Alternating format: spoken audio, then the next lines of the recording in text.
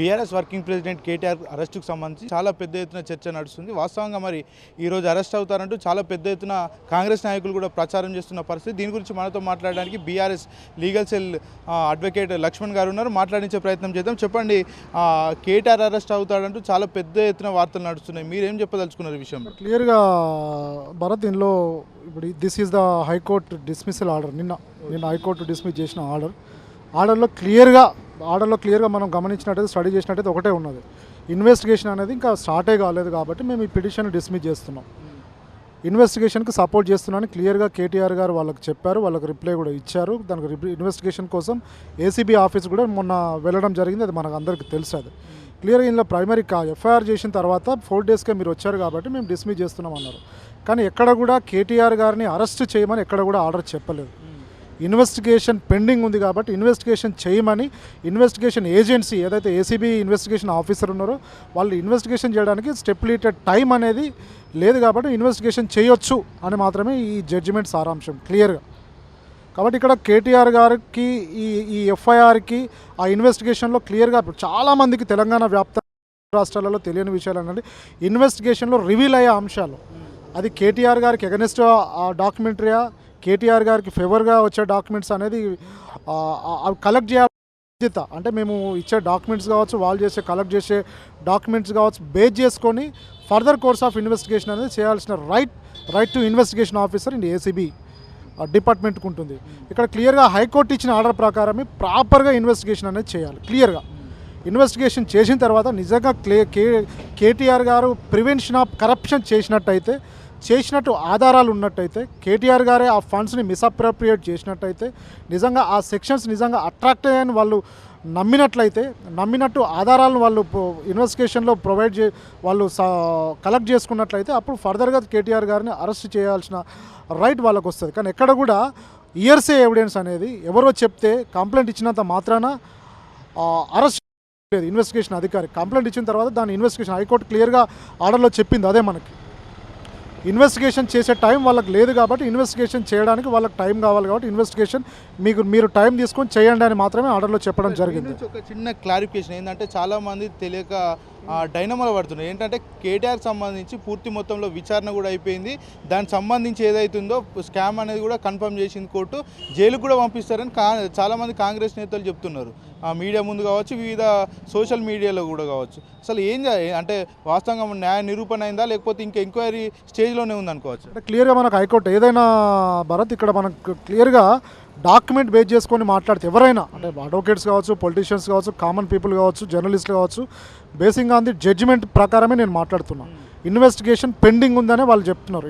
Investigation పూర్తయింది, కేటీఆర్ గారికి శిక్ష పడుతుంది, అదే దిస్ ఈజ్ ఇల్లీగల్ అంటే అలా మాట్లాడడం కూడా that is the defamatory words. అవి ఫర్దర్గా అట్లా మాట్లాడిన వాళ్ళు మేము లీగల్ యాక్షన్ తీసుకోబోతుంది, లీగల్ టీమ్ అనేది తీసుకోబోతుంది. అది మీడియా కావచ్చు, పర్సన్స్ కావచ్చు, పార్టీస్ కావచ్చు, ఎవరైనా కావచ్చు. కోర్టు డాక్యుమెంట్ ప్రకారం రైట్ ఇండియన్ కాన్స్టిట్యూషన్ అనేది కల్పించింది. అది దాని ఎక్స్ప్రెషన్ అంటే భావ ప్రకటన స్వేచ్ఛ ఉంది. కానీ హద్దులు దాటి బియాండ్ ద డాక్యుమెంటరీ ఎవిడెన్స్ విరుద్ధంగా మాట్లాడితే మాత్రం కోర్టు పరిధిలో ఉన్న కేసు, ఇన్వెస్టిగేషన్ ఏజెన్సీ ఇన్వెస్టిగేషన్ చేస్తున్నటువంటి కేసు ఇంకా కలెక్ట్ చేయలేదని క్లియర్గా వాళ్ళు చెప్పిన సందర్భం మనం హైకోర్టులో చెప్పిన ఇన్వెస్టిగేషన్ అనేది this is not a encyclopaedia అని క్లియర్గా వాళ్ళ తరపున అడ్వకేట్స్ వాదించింది మనం చూస్తున్నాం. అంటే ఇంక ఎలాంటి ఇన్వెస్టిగేషన్ ఇన్వెస్టిగేషనే స్టార్ట్ చేయనప్పుడు అరెస్ట్ ఎలా చేస్తారు? నిజంగా ఇన్వెస్టిగేషన్ చేసిన తర్వాత డాక్యుమెంటరీ ఎవిడెన్స్ని కలెక్ట్ చేసిన తర్వాత నిజంగా ఈ ఫ్రాడ్ అంటే ఫార్ములా ఈ కోర్స్ అనేది ట్రిపుల్ పార్టీ అగ్రిమెంట్ అనేది ఒకటి ఉండదు. అగ్రిమెంట్కి బియాండ్ కావచ్చు, అగ్రిమెంట్ను వైలేట్ చేసినట్టు కావచ్చు, ఎలాంటి డాక్యుమెంట్స్ కలెక్ట్ చేసినట్టయితే అప్పుడు వాళ్ళకి అథారిటీ ఉంటుంది. నిజంగా ట్రిపుల్ పార్టీ అగ్రిమెంట్కు ఎగనెస్ట్గా వాళ్ళు ఫార్ములా ఈ కోర్స్ నిర్వహించినరా, దాని ద్వారా ఫండ్స్ మిస్అప్రోప్రియేషన్ అయినాయా, దాని ద్వారా హెచ్ఎండిఏకి లాస్ వచ్చిందా, లేదంటే ఫార్ములా ఈ కోర్స్ నిర్వాహకులకు లాస్ వచ్చిందా అనేది ఇన్వెస్టిగేషన్లో రివీల్ అయ్యే అంశాలు అవి. అది ఇన్వెస్టిగేషన్ ఏజెన్సీ చేయాల్సిన పనులు. కానీ ఇప్పుడే అరెస్ట్ చేయడానికి అంటే basing on the high court order ప్రకారం కూడా క్లియర్గా చెప్తుంది హైకోర్టు ఆర్డర్. ఇన్వెస్టిగేషన్ మాత్రమే చేయండి క్లియర్గా. ఇన్వెస్టిగేషన్లో వచ్చిన డాక్యుమెంట్ బేస్ చేసుకొని ఫర్దర్ కోర్స్ ఆఫ్ యాక్షన్ ఉంటుంది. కాబట్టి దీని మీద కూడా మేము ఫర్దర్గా వెళ్ళే అవకాశం ఉంటుంది. మొన్న ఏసీబీకి సంబంధించి విచారణకు కేటీఆర్ పాల్గొనలేదు. బయట నుంచి బయటకి వచ్చేసిండు, భయపడుతున్నాడు అని కూడా కాంగ్రెస్ నేతలు చెప్తున్నారు. మీరేం చెప్తారు ఈ విషయం? అంటే అది క్లియర్గా అండి. ఇక్కడ మనం రీసెంట్గా పట్నం నరేందర్ రెడ్డి గారి కేసు చూసాం. అది పర్సనల్గా నేను దగ్గరుండి 36 days Vikarabad to Hyderabad special PDPP కోర్టులో కూడా పర్సూ చేయడం జరిగింది. అంటే అక్కడ పట్నం నరేందర్ రెడ్డి గారు అంటే this is the illustrations, this is the citations of the judgment. ప్రీవియస్గా మనకు రావాలంటే ఫర్దర్గా కూడా ఇలాంటి అరెస్టులు జరుగుతున్నప్పుడు ఈ జడ్జ్మెంట్స్ అనేవి, ఈ ఆర్డర్స్ అనేవి మనకు ఉపయోగపడతాయి. ఇక్కడ నరేందర్ రెడ్డి గారి ఇష్యూలో కూడా జరిగింది అదే. అంటే ఎలాంటి వాళ్ళ ఫ్యామిలీ మెంబర్స్కి అరెస్ట్ ఇంటిమేషన్ ఇవ్వకుండా నిజంగా హైదరాబాద్లో అరెస్ట్ చేసినప్పుడు అరెస్ట్లో ఫ్యామిలీ మెంబర్స్ కావచ్చు, రిలేటివ్స్ కావచ్చు, కౌన్సిల్స్ కావచ్చు, ఎవరికొకరికి అరెస్ట్ ఇంటిమేషన్ ఇవ్వాలి. అలా ఇవ్వకుండా ఆయన ఇమీడియట్గా వాకింగ్ చేస్తున్న వ్యక్తిని అరెస్ట్ చేయడము, అరెస్ట్ చేసిన వ్యక్తిని పోలీస్ స్టేషన్లో ఒకరోజు పెట్టుకోవడము, కోర్టు మెడికల్కి తీసుకెళ్ళినప్పుడు మాత్రమే ఆయన ఎవరో సమ్ పర్సన్కి ఫోన్ చేసి వచ్చి ఏదో అంటే మామూలుగా తూతు మంత్రంగా ఏదో ఇంటిమేషన్ ఇవ్వడము, రిమాండ్ రిపోర్ట్ ఇవ్వకపోవడం. అంటే ఇందులో క్లియర్గా అందరికీ వర్తించేది. ఏ వ్యక్తి అయినా మీ మీద ఫిర్యాదు చేసినప్పుడు కావచ్చు, ఏ వ్యక్తి అయినా ఒక కంప్లైంట్ చేసినప్పుడు అరెస్ట్ చేసిన వెంటనే ఎఫ్ఐఆర్ కాపీ కావచ్చు, దానికి సంబంధించిన ఫిర్యాదు అంటే కంప్లైంట్ కాపీ కావచ్చు, 100% అరెస్ట్ చేసిన వ్యక్తికి కానీ అలా బంధువులకు కానీ అరెస్ట్ ఇంటిమేషన్ ఇచ్చేటప్పుడు క్లియర్గా వివరాలు ఇవ్వాల్సిందే. ఇక్కడ కేటీఆర్ గారికి నోటీస్ ఇచ్చారు తప్ప ఏ కేసు పెట్టినా ఇప్పటివరకు ఆయనకు అఫీషియల్గా ఎఫ్ఐఆర్ కాపీ కావచ్చు, కంప్లైంట్ కాపీ కావచ్చు ఇవ్వలేదు. ఇచ్చినప్పుడు దాని మీద అడ్వకేట్ ఒపీనియన్ తీసుకొని తను ఫర్దర్గా వెళ్ళాల్సిన రైట్ తనకు ఉంటుంది. ఇక్కడ కాన్స్టిట్యూషన్ రైట్స్ అనేటివి కేటీఆర్ గారికి రాజ్యాంగం కల్పించిన హక్కు. అది ఏసీబీ కేసుకి కోర్టుకు ఏసీబీ అధికారులకు అపియరెన్స్ కోసం ఇంట్రాగేషన్ కోసం వెళ్తున్నప్పుడు లీగల్ ఇష్యూస్ వస్తాయి. కాబట్టి నాకు అడ్వకేట్ ఉంటే నాకు లీగల్ క్లారిఫికేషన్ ఇస్తాడు. కాబట్టి ఐ వాంట్ నా అడ్వకేట్ సపోర్ట్ నాకు కావాలని అడిగిన సందర్భం అది కాన్స్టిట్యూషన్ రైట్ ఆయన అడిగిండు. వాళ్ళు అలౌ చేయలేదు. ఇప్పుడు ఈరోజు హైకోర్టులో మేము లంచ్ మోషన్ మూవ్ చేయడం జరిగింది. నిజంగా అడ్వకేట్ సమక్షంలో జరిగితే కొన్ని లీగల్ పాయింట్స్ కావచ్చు, కొన్ని కావాలని ఇప్పుడు పట్నం నరేందర్ రెడ్డి గారి ఇష్యూలో ఆయన కన్ఫెషన్ చేయకుండా కేటీఆర్ గారు చెప్తేనే తను చేసినట్టు ఆ లగచర్ల రైతులకి మద్దతు ఇచ్చినట్టు వాళ్ళే పోలీసులు క్రియేట్ చేసి కన్ఫెషన్ వాళ్ళే రాసి ఆయనను ముద్దాయిగా చిత్రీకరించడం మనం చూస్తున్నాం. కాబట్టి అలాంటి సంఘటన కూడా ఏసీబీ వాళ్ళు చేస్తారేమో అనే అనుమానంతో బెనిఫిట్ ఆఫ్ డౌట్గా కేటీఆర్ గారు అడ్వకేట్ ఉంటేనే నేను వస్తా అని చెప్పడం జరిగింది. అంటే గతంలో కూడా రాహుల్ గాంధీ ఈడీ విచారణకు వెళ్ళినప్పుడు న్యాయవాదులను తీసుకెళ్ళి అదేవిధంగా ప్రతిపక్షంలో ఉన్నప్పుడు కావచ్చు, అధికార పక్షంలో ఉన్న నేతలు కూడా అడ్వకేట్లను తీసుకెళ్తారు. కాకపోతే ఏసీబీ ఆఫీస్కి రాకపోవడానికి గల అంటే అనుమతి ఇవ్వకపోవడం పట్ల అసలు ఏంది అక్కడ ఒక డౌట్ రేజ్ అవుతుంది. అక్కడ క్లియర్గా అండి ఏసీబీ ఆఫీస్కి కేటీఆర్ గారు వాళ్ళు ఇచ్చిన నోటీస్ ఫాలో ద నోటీస్ను ఫాలో అవుతూ ఏసీబీ ఆఫీస్కి వెళ్ళడం జరిగింది. కేటీఆర్ గారు వెళ్ళే క్రమంలో అడ్వకేట్ని అపాయింట్ చేసుకున్న రైట్ అది సెక్షన్ 38 కూడా క్లియర్గా చెప్తుంది, కాన్స్టిట్యూషన్ కూడా క్లియర్గా చెప్తున్నది. ఆయన రైట్ని వాళ్ళకు ఎక్స్ప్రెస్ చేశాడు. నాకు లీగల్ డౌట్స్ వచ్చినప్పుడు నాకు క్లారిఫై చేయడానికి నాకు అడ్వకేట్ కావాలి, మీరు అడ్వకేట్ని అనుమతించండి అని. వాళ్ళ అడ్వకేట్ని అనుమతించలేదు. కానీ చెప్పదలుచుకునేదో వాళ్ళకి చెప్పి వాళ్ళకి ఇవ్వదలుచుకున్న రిప్లై ఇచ్చి రావడం జరిగింది. ఇది ఓబే ద నోటీస్. ఏసీబీ వాళ్ళు ఇచ్చిన నోటీస్కి ఆయన రిప్లై ఇచ్చాడు. మళ్ళీ నోటీస్ 9th రమ్మన్నారు. 9th కూడా తను అపియర్ అవుతారు హైకోర్టులో ఈరోజు. అందుకే అడ్వకేట్ ప్రెజెన్సీగా నాకు అడ్వకేట్ ఏసీబీ ఆఫీస్కి వెళ్ళినప్పుడు అడ్వకేట్ కావాలని ఈరోజు తను లంచ్ మోషన్ కూడా మూవ్ చేయడం జరిగింది. తెలంగాణలో చాలా మందికి అనుమానం కలిగించే విషయం ఏంటంటే అసలు ఏసీబీ ఏ విషయంలో కేటీఆర్ మీద కేసు పెట్టింది, ఇక ఈ స్కామ్ జరిగిందని ఒకసారి, అదేవిధంగా చూసుకుంటే ఇంకా రకరకాల చర్చ నడుస్తుంది. పర్టికులర్గా దీని మీద కేసు చేసిరని కూడా ఇప్పటివరకు కూడా ఒక క్లారిటీ లేదు ప్రజలకి. మీరు ఏం చెప్తారు ఈ విషయం? మంచి క్వశ్చన్ భరత్. ఇది ప్రపంచవ్యాప్తంగా మనము కార్ల రేసింగ్ చూస్తాం. సింపుల్గా అందరికీ అర్థం. కార్ల రేసింగ్ మన పిల్లలకు బాగా ఇష్టం. అది అన్ని ఇండియాలో ఉన్న వరల్డ్ వైడ్ పిల్లలకు కార్ల రేసింగ్ అనేది చాలా ఇష్టము. ఆ రేసింగ్ని ఎక్కడో ఫ్రాన్స్లో, లండన్లో, బయట కంట్రీలో జరుగుతున్న రేస్ని హైదరాబాద్లో పెట్టడం అంటే ఈరోజు కేటీఆర్ గారు చేసిన తప్పేమో అనిపిస్తుంది మాకు. అంటే ఒక తెలంగాణ కామన్ అడ్వకేట్గా మాకు అనిపిస్తుంది. ఆ కోర్సులో హైదరాబాద్ ప్రజలకు, ఇండియన్ సిటిజన్స్కి చూపించాడు కేటీఆర్ గారు. దాంట్లో సెంట్రల్ గవర్నమెంట్ ఆమోదం ఉంది, మహారాష్ట్ర గవర్నమెంట్ ఇన్వాల్వ్ అయింది, స్టేట్ గవర్నమెంట్ ఏమైంది ఇన్వాల్వ్ అయింది, హెచ్ఎండిఏ ఇన్వాల్వ్ అయింది, స్పోర్ట్స్ పర్సన్స్, సెలబ్రిటీస్ అందరు ఇన్వాల్వ్ అయ్యి ఇండియానే ఒక స్పోర్ట్ హబ్గా క్రియేట్ చేయడానికి పెట్టినటువంటి కార్ల రేస్ కోర్స్. అది కార్ల కాంపిటీషన్ అంతే. ఆ కార్ల కాంపిటీషన్ పెట్టడం వల్ల ఏమవుతుందంటే మనం చూస్తున్నాం ఈరోజు చాలామంది ధర్నాలు చేస్తున్నాం. పెట్రోల్ ధరలు పెరిగినాయి, డీజిల్ ధరలు పెరిగినాయి, అవి పెరిగినాయి, ఇవి పెరిగినాయి. ఈ మధ్య దాదాపు 1 year నుంచి మనం అది చూస్తలేం. ఎందుకు చూస్తలేం అనే విషయం ఎవరికి అర్థం కావట్లేదు.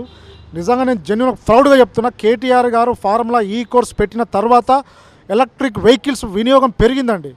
పెరగడం వల్ల వినియోగం అంటే పెట్రోల్ డీజిల్ వాడకం అనేది తగ్గింది. అందుకే వాటి మీద ఎక్కువ ఇష్యూస్ కావట్లేదు. ఎలక్ట్రిక్ వెహికల్స్ పెరగడం వల్ల, పెట్రోల్ డీజిల్ వాడకం తగ్గడం వల్ల ప్రజల యొక్క ఫైనాన్షియల్ స్టేటస్ కూడా పెరిగింది అక్కడ. ఇప్పుడు నేను కారు వాడుతున్నాను, నెలకు నా కార్కే 5-10-15 వేలు ఖర్చు అవుతుంది. అదే ఒక ఎలక్ట్రిక్ కార్ నేను వాడితే దాదాపు ఒక 1000-2000-3000 కంటే ఎక్కువ కాదు. అంటే కేటీఆర్ గారు చేసిన గొప్ప పని ఏంటంటే ప్రజల యొక్క ఆర్థిక స్థితిని పెంచిండు, దాని ద్వారా పర్యావరణాన్ని కూడా ప్రొటెక్ట్ చేసిండు. అంటే ఇంధనం వాడకం వల్ల, డీజిల్ వాడకం వల్ల పొల్యూషన్ అనేది పెరుగుతుంది, పొగ అనేది వ్యాపించడం, కలుషితం కావడం జరుగుతుంది వాతావరణం, దాన్ని కూడా ప్రొటెక్ట్ చేసిండు. దాని ద్వారా ఇంధనంని వినియోగాన్ని తగ్గించిండు, ఎలక్ట్రిక్ వాహనాల వినియోగాన్ని పెంచిండు. ప్రపంచంలో అంటే ఇండియాలో కూడా ఒక హైదరాబాద్ని బ్రాండ్ ఇమేజ్ని పెంచిండు. దాని ద్వారా దాదాపు 700 కోట్ల బెనిఫిట్ రాష్ట్రానికి కలిగేలాగా చేసిండు. ఇది కేటీఆర్ గారు చేసిన తప్పేమో మాకు అనిపిస్తుంది. నిజంగా ఒక హైదరాబాద్ ఇమేజ్ని పెంచడానికి కార్ల రేస్ కోర్సు పెట్టడమే కేటీఆర్ గారు చేసిన తప్పేమో అనిపిస్తుంది నిజంగా. అంటే మీరేమో ఇట్లా చెప్తున్నారు, కాంగ్రెస్ నాయకులు ఏమో పూర్తిగా స్కామ్ జరిగింది, దీని ద్వారా ఈ గ్రీన్కో కంపెనీ నుంచి కూడా చాలా పెద్ద ఎత్తున ఏదైతే దానికి సంబంధించి కూడా తీసుకున్నారని కూడా చెప్తున్న పరిస్థితి. మీరేం చెప్పదలుచుకున్నారు? క్లియర్గా మనం చూస్తాం, ఇండియాలో బీజేపీ, కాంగ్రెస్, ఎంఐఎం కావచ్చు, టీఆర్ఎస్, బీఆర్ఎస్ కావచ్చు, ఇంకా అదర్ పార్టీస్, నేషనలిస్ట్ పార్టీస్ కావచ్చు, డిఎంకే కావచ్చు, ఏవైనా పార్టీస్ కావచ్చు, ఏ పార్టీస్కైనా ఎలక్ట్రల్ బాండ్స్ అనేటివి, పార్టీ ఫండ్ అనేది ఎవరైనా పే చేయవచ్చు. అది వాళ్ళ వ్యక్తిగత స్వేచ్ఛ కావచ్చు, అది కంపెనీ కావచ్చు, పర్సనే కావచ్చు, ఎవరైనా కావచ్చు, వాళ్ళు పే చేయవచ్చు. అలా పే చేసిన సందర్భంలో అన్ని పార్టీలకు పే చేస్తారు. That is secondary. అది కూడా క్రైమ్ అనడం అయితే ఇంకా ప్రతి పార్టీ మీద కేసు అవుతుందండి అట్లా అనుకుంటే. అన్ని పార్టీల మీద కేసు, అన్ని పార్టీలకు పార్టీ ఫండ్ అందరూ ఇస్తారు. అంటే పార్టీల మనుగడ ఎక్కడ ఉంటుందండి? పార్టీల మనుగడ అసాధ్యం, పార్టీలు నడవడం కూడా అసాధ్యం. పార్టీ కార్యాలయాలు కావచ్చు, పార్టీ సిబ్బంది కావచ్చు, వ్యవహారాలు కావచ్చు, నడవడం అనేది జరగదు. కాబట్టి అలా ఎలక్ట్రోరల్ బాండ్స్ని ఇవ్వడం అనే ఇష్యూలో మాత్రం దాంట్లో క్రైమ్ అనేది అసలు that is not a crime. That is ఎవరి ఇండిపెండెంట్గా వాళ్ళు కంపెనీ పార్టీ ఫండ్ ఇచ్చినప్పుడు దాన్ని ఆ క్రైమ్కి కన్వర్ట్ చేయడం అనేది దట్ ఈజ్ రాంగ్ అని నాకు అనిపిస్తుంది. ఎన్నికల కోడ్ అమల్లో ఉండగా ఏదైతే ఆర్బీఐ అనుమతి లేకుండా ఫండ్స్ పంపించారని కూడా చెప్తున్నారు, దానికి ఏం చెప్తారు? అంటే ఇప్పుడు అదే చాలామంది మీరు అంటున్నారు భరత్, ఇప్పుడు ఎన్నికల కోడ్ అమల్లో ఉంది, అదేవిధంగా ఆర్బీఐ పర్మిషన్ తీసుకోలేదు. అది ఇప్పుడు హైకోర్టు ఆర్డర్ క్లియర్గా చెప్పింది, అది ఇన్వెస్టిగేషన్ చేయండి. నిజంగా దానికి ఆర్బీఐ పర్మిషన్ అవసరమా? నిజంగా ఎన్నికల కోడ్ ఉందా? ఉంటే ఎన్నికల కమిషన్ పర్మిషన్ ఎవరు తీసుకోవాలి? కేటీఆర్ గారు తీసుకోవాలా? హెచ్ఎండిఏ కమిషనర్ గారు తీసుకోవాలా? లేదంటే గవర్నమెంట్ ఇంకెవరు నిర్వాహకులు తీసుకోవాలా? ఎవరు తీసుకోవాలి? దాంట్లో సెంట్రల్ గవర్నమెంట్ కూడా ఇన్వాల్వ్ అయింది, దానికి వచ్చిన కంపెనీస్ కూడా ఇన్వాల్వ్ అయింది. వాళ్ళకి సమ్మన్ చేస్తారా, వాళ్ళని విట్నెస్గా పెడతారా, వాళ్ళని అక్యూజ్గా చేస్తారా? చాలామందిని ఇందులో ఇన్వాల్వ్ చేయాల్సిన అవసరం ఉంటుంది. ఇప్పుడు గవర్నమెంట్ క్యాన్సిల్ చేసింది, ప్రజెంట్ వచ్చిన గవర్నమెంట్ ట్రిపుల్ పార్టీ అగ్రిమెంట్ని క్యాన్సిల్ చేసింది. ఆ క్యాన్సిల్ కూడా ఇల్లీగల్ క్యాన్సిల్ అయితే గవర్నమెంట్ కూడా పార్టీ చేసే రైట్ ఇప్పుడు కన్సర్న్ ఇన్వెస్టిగేషన్ అధికారికి ఉంటుంది.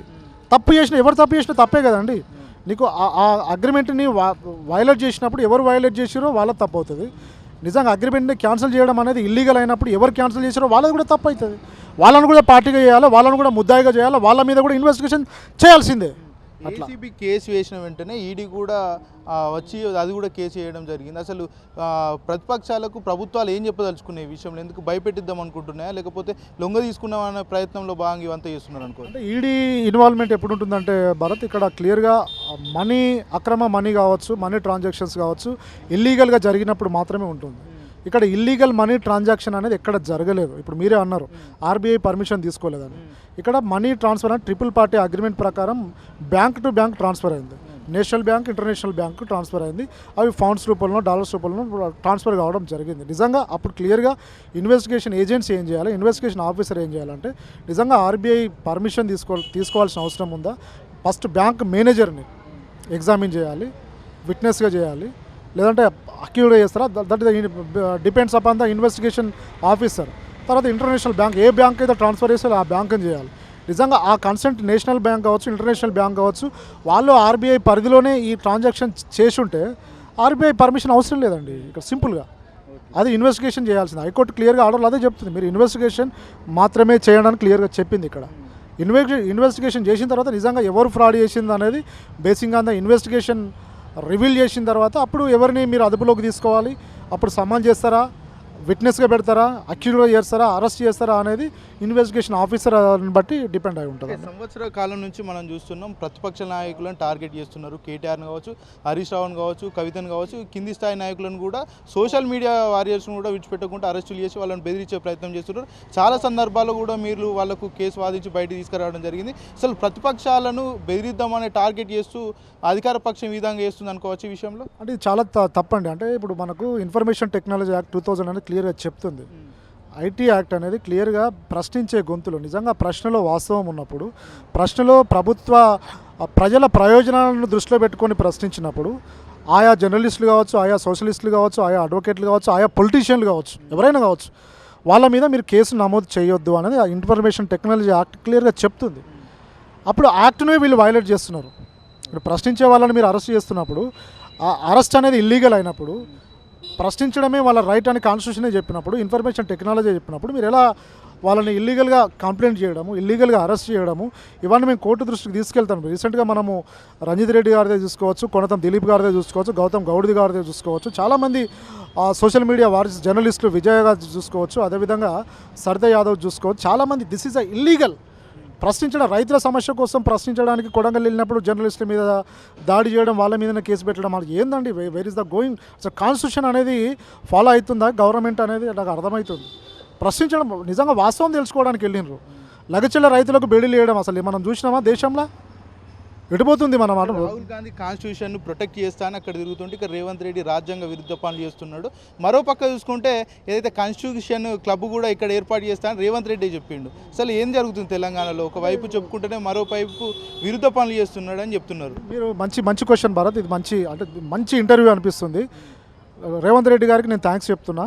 ఎందుకంటే కాన్స్టిట్యూషన్ క్లబ్ని మీరు ఏర్పాటు చేయండి, కాన్స్టిట్యూషన్ వైలేట్ చేసిన వాళ్ళని కూడా శిక్షించండి.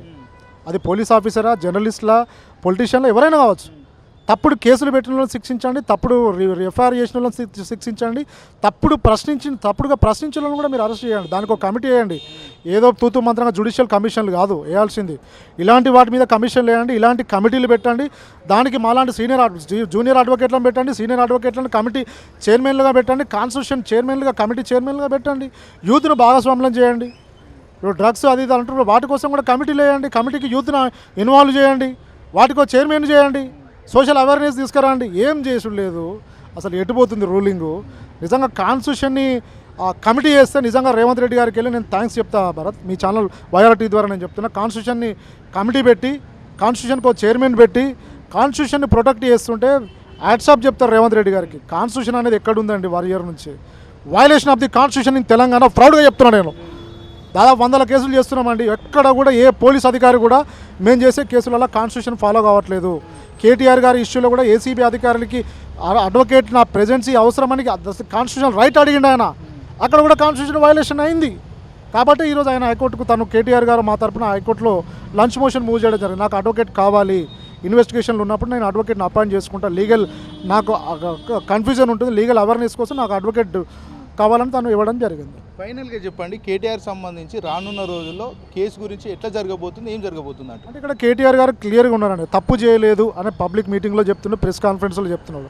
ఒకటండి, ఎవరికైనా ఉంటుంది, తెలంగాణ కేటీఆర్ గారికే కాదు, ఎవరికైనా పీఎంకే, సీఎంకైనా, రేవంత్ రెడ్డి గారికైనా తప్పుడు కేసులో అరెస్ట్ కాబడ్డ వ్యక్తి ఎవరైనా నేను జైలుకి వెళ్ళానే కోరుకుంటాడండి. నువ్వు పంపించడానికి సిద్ధంగా ఉంటే నేను తప్పు చేయనప్పుడు లోపడుకోవడానికి నేను ఎందుకు సిద్ధంగా ఉండాలని ఎవరైనా అనుకుంటారు.